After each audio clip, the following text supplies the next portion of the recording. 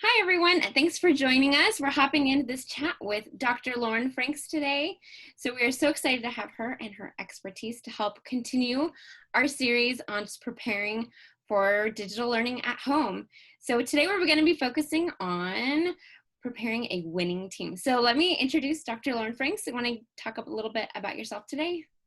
Sure. Thanks so much for having me, Rebecca. I am a clinical psychologist and I specialize in working with children and adolescents. So I'm here just to chime in a little bit on the mental health side of things, or more on just the how do we as parents keep ourselves regulated, and how do we pay attention and stay attuned to our kids' mental health needs while trying to tackle and be successful in their education this year. Yes, and that's a very loaded topic, right? And I'm sure you'll be seeing lots of clients dealing with some of these things in the future as well as your normal load. So thank you again for taking time out of your busy day to give us some snippets of advice and maybe some tools we can use as we go into this new school year and beyond. So one thing, I am a teacher, right? I have been in the brick and mortar side and the educator side in digital learning for a while, and you have the psychological, emotional support. So I thought it'd be great for us to team together through this topic of preparing a winning team. And that's going to be the team that is like the teacher, the parent, and then the student. Of course, we need our star player, the student, as we go in. So I know from my point of view as a teacher in digital learning that sometimes we are behind a lot of people, and that can be different platforms are going to look differently. So as a parent side, keep that in mind. Is your teacher just looking at your group of smaller students, like 25 to 30 students?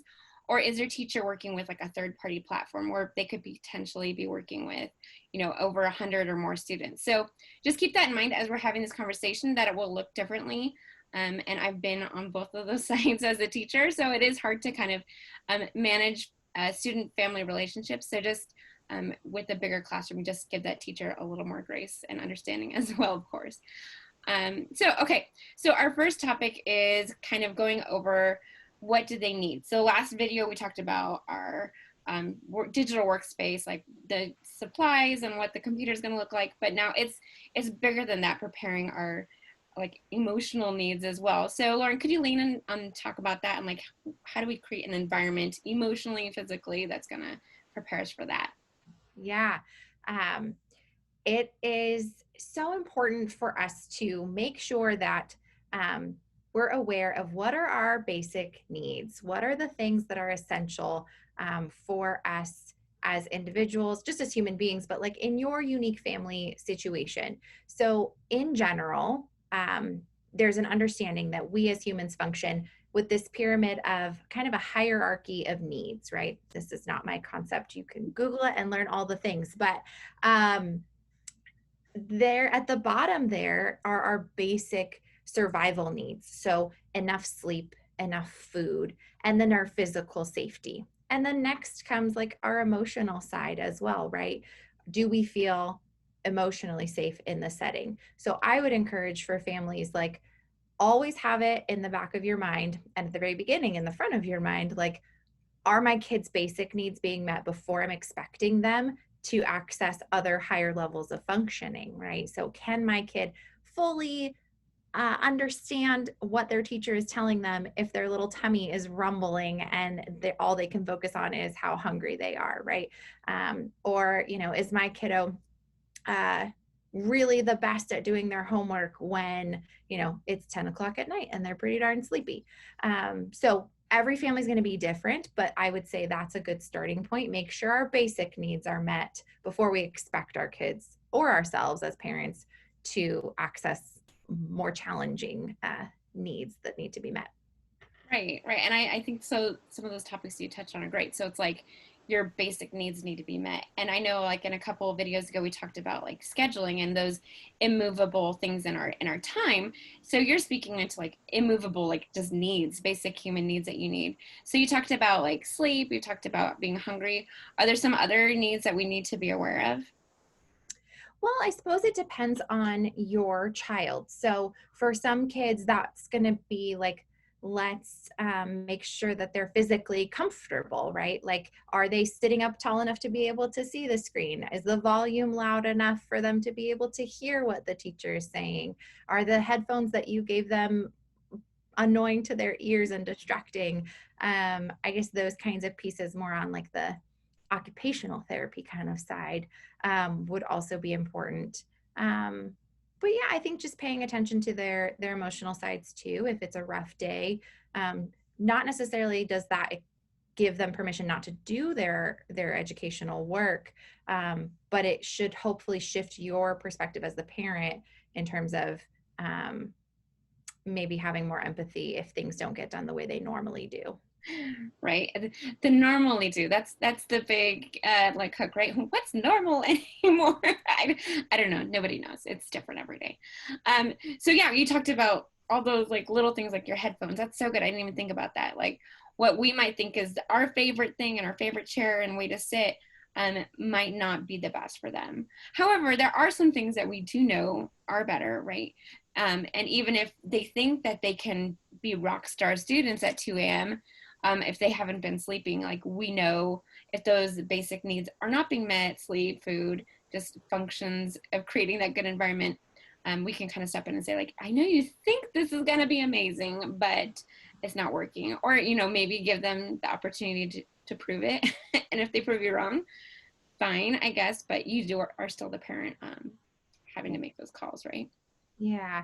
Yeah. And I always encourage parents, like, we like to empower our kids, so that they don't feel the urge to push back. But you as the parent are choosing what are the acceptable options, right? So whether that's, hey, for breakfast you can have a banana or an apple, versus like you can have whatever you want and they just pick Lucky Charms every time. So for your schoolwork, maybe it's, hey, you can do your math or your reading, you choose what comes next. Or you can do your homework before this activity or after this activity, but I'm kind of deciding that it needs to get done today and not tomorrow. So like you said, as the parent, we are still the ones in charge, but if we can empower them within what's acceptable, that's good too. Yeah, I think that's great. And earlier when we were talking, we were kind of brainstorming some things to discuss, and you mentioned that like it's important to have that routine and structure, and sometimes having that is just good psychologically and emotionally to have expectations, but also to kind of use it as like a crutch or something to blame, right? Can you go into that a little bit? Yes, thank you for reminding me about that. Yeah, so I think that, we're asking, okay, we're talking about setting up a winning team, right? And we're asking the parent to be the parent, but at the same time, they have to sometimes put this educator cap on to supplement what the teachers are doing. And that gets challenging because then your relationship with your child is altered. So if we can say, hey, there's a routine, there's a structure, there's a rhythm that the school has set up or that the teacher has set up that we now have to follow, that separates you as the parent from the requirements that are being demanded on your child. So that if your child is frustrated with the setup or the expectations or the rules, it's not all about you and being projected back to you like, oh, you're such a mean mom for making me do it this way, or mom, you don't know what you're talking about. You and your child can now stay attuned and even maybe align with, yeah, this isn't the way we'd like to do it, but it's not them being mad at you for setting up a structure or routine. It's the structure and routine exists outside of your relationship with your kiddo.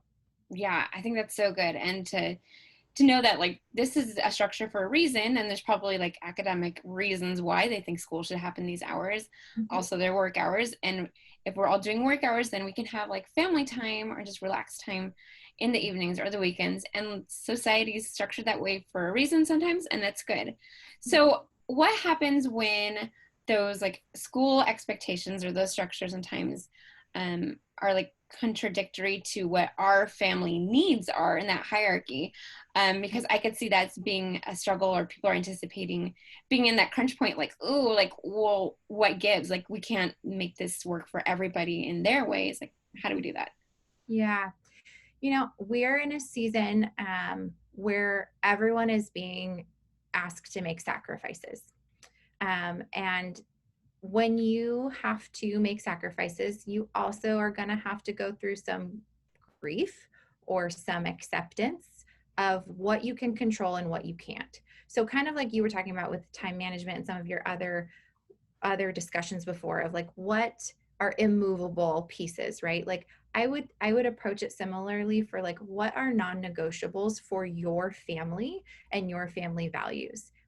There might come a time where the financial needs of a family are going to come before the educational needs because parent has to go to work. And if your kiddo only has this many hours of capacity to do things and you want to prioritize something that's not their classwork, um, maybe that's a choice that you're going to make as a family or as the adults in the family.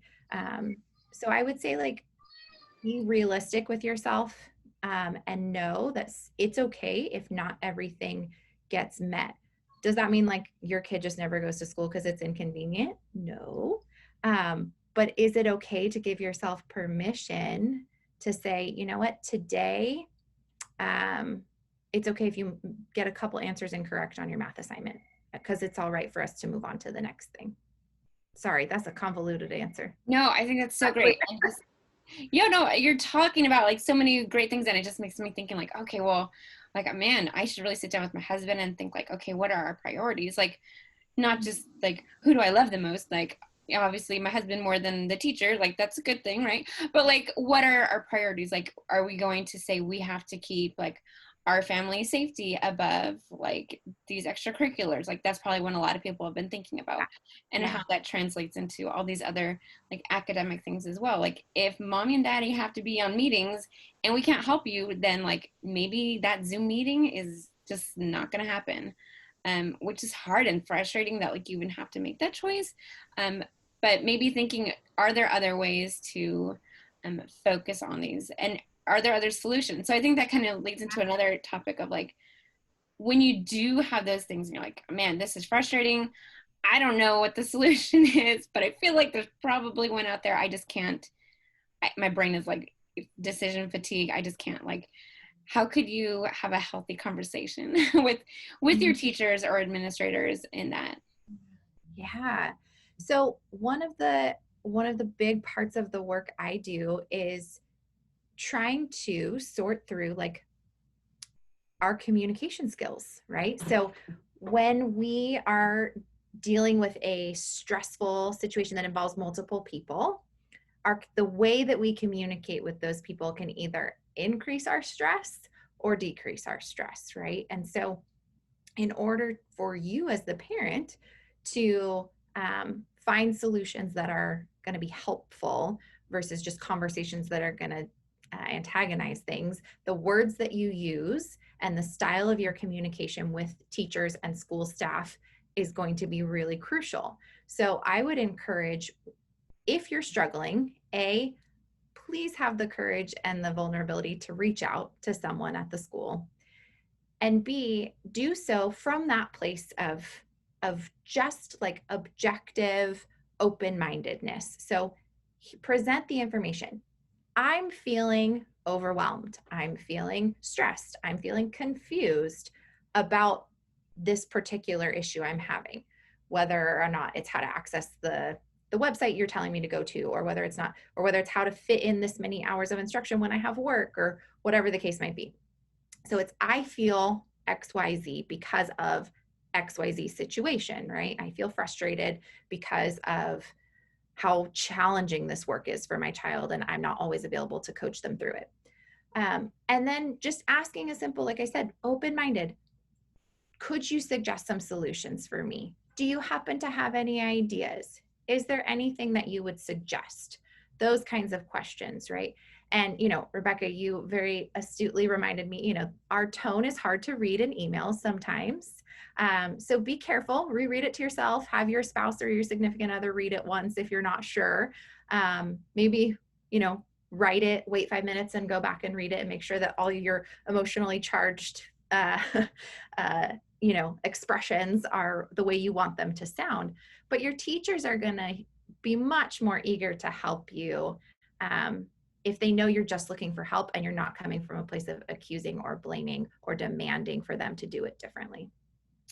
Yeah, it's so full of like good reminders because like you said, having that text, like whether it's on like a Remind app or an email or whatever program your school is using to communicate, um, sometimes we'll just jump to those and we're in that moment of frustration. And so just like put it down, like think about it, analyze like what am I saying? Have your spouse read it. It's so good. As you have older students too, empowering them to make those communication steps is really good. As like in high school online teachers, at times I loved it when the students like took that ownership and reached out, and I would be so much more like willing to work with them sometimes because they were doing that and not just like their parent. Honestly, as a teacher, it's like, oh, well, they actually care. Even if their mom's sitting there writing the email with them, it's fine. It's a step towards becoming a more mature adult and taking care of those things. So I encourage, as you have older learners, to really give them the power to do those as well. Yeah, I agree.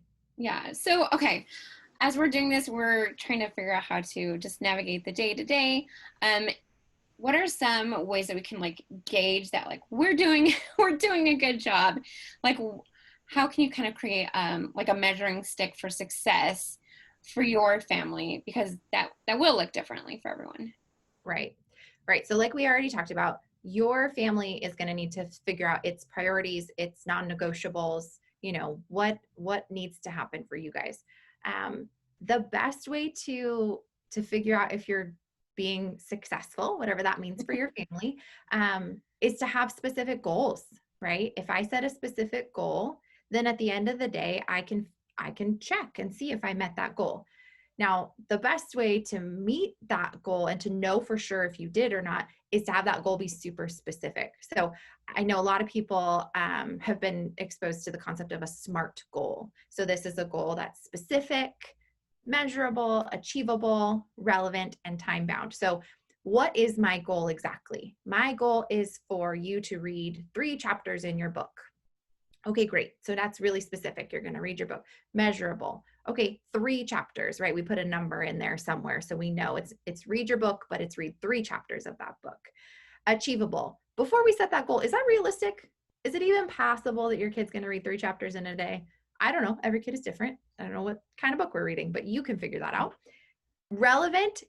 Is this an assignment that's due soon? Is this a topic that, or a subject that can be postponed? Just figure out if it's relevant for the day. And then time bound, like, okay, by what time does this need to get done? And then I would say you've set off your day with like, hey, here's something specific that we're all working on. And maybe if you are in the middle of a work call, you can kind of point your older kiddos back to that list and say, check your chart. What's on the list for today? And they have a very specific reminder in front of them of what needs to be done. I think that's a simple, tangible way to try. I love that.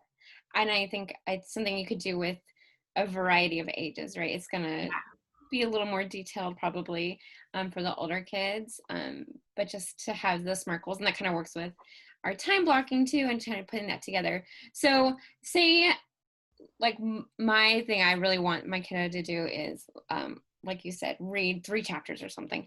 And I'm thinking, okay, here's a great time. You can have an hour to read, like let's do it all. But she's like, no, I just want to read like 2 pages here and I'm going to read some more later. Like to me that seems illogical because I would like forget what's happening. You're in the rhythm. That's just our personalities might be different. Is that okay? Like yeah. I'm sure every parent has heard the phrase pick your battles. That is not novel, right? I want families during this more stressful time to feel aligned with each other as much as possible. So figure out what it is that's most important to you and avoid fighting over the details. Okay. So if it's important to everybody that your student completes their schoolwork because it makes your kid feel proud of themselves, because it makes you feel proud of yourself and your kid, if that's the goal, if they have a different route to get there, but the goal's getting met, let's just be proud that the goal's getting met. You know, and I know that's easier said than done because we like you said, we have this logical explanation for why you're going to comprehend more and it's going to get it done faster with the momentum and you're doing it my way works, right? um, just because your way isn't their way doesn't mean their way doesn't work. Mm. Multiple, you could take multiple routes to the same destination, right? So let's focus on getting to our destination, being happy with each other that we've all reached our common destination, and trying to let go of some of the choices in what how we get there. Right. Yes. And I'm just thinking of all these like potential conflicts, right? Whether it's like how you do your math, like that's a very thing, a very big thing that people are feeling about. Like you got it done. It wasn't the way I thought, but you did it. It's great. Cool. Whether it's how to turn in your essay, right? Like old school parent, might want to be like, well, let me pull up like, Microsoft Word and they'll type up in the document and download it on my floppy disk. No, you know, like maybe not that extreme, but like kids actually have a lot of cool ideas and tools that we are not like trained on. Like they know how to use Google Docs really well. They might have cool apps. They might like do a lot of their schoolwork on their phone, which is like mind blowing and like, how is that even fun, or can you see it? But like we need to just say like, did you get it done? Am I verifying with the teacher that this stuff is actually fine to our standard, whatever that is? Right. And just roll with it. So I just think there's so many things we could talk about. And if you guys have other questions, Lauren is in the community of Southern California and has services available online now too, I suppose, right? In California. I'm meeting with people in person when it's safe and online when that's more comfortable. My practice is called Brighter Future Psychological Services. So either my name or the practice are easily Googleable if I can be of more help to anybody. Great. Dr. Lauren Franks with Brighter Futures Psychological Services, right? Did I say that right? Okay. Got it. Well, thank you so much for your wisdom today. It's always great working with you, and being friends and having our kiddos try to do life together is always fun as well. So thank you so much, and we'll talk more in the future, I'm sure, as well. Thanks, Rebecca.